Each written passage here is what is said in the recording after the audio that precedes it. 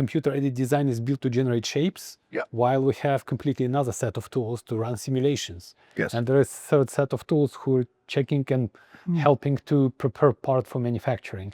And usually in many organizations, there are different departments: design department, simulation department, manufacturing departments, and there is coordination and back and forth between these engineers in the organization.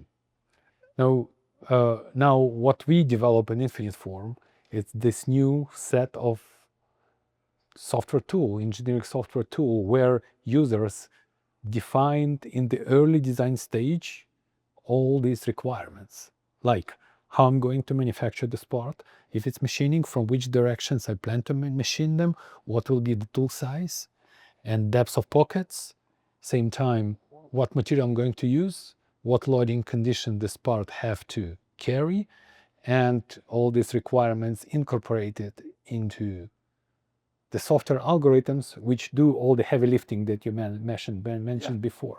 And that's what I think is so interesting, because this was a fairly artificial distinction. I mean, it's historical. It was difficult enough to develop CAD. It was difficult enough to develop all those early simulation codes, for finite element and computational fluid dynamics. And they were separate and complicated. We didn't have enough memory. We didn't have enough computational power. It was done, as you said, there was some sociology in it, and that it was done by different departments and with people with different job descriptions. But by breaking into parts, it got us to where we are today. But there's a limit to what you can do with various tools being separated. And the huge advantage is bringing them together in one place. Exactly. So we are not breaking existing workflows. We know that many organizations have built workflows around the existing set of tools for decades, and we don't want them to bring this workflow. But there is a need of intelligence and automation inside the existing workflows. And today, with advancements in hardware and with AI tools, we can definitely incorporate many of requirements and automate the existing workflows in helping to generate designs which satisfies all the requirements we mentioned before, how they make them functional and manufacturable at the same time. Now, we don't want to break existing workflow.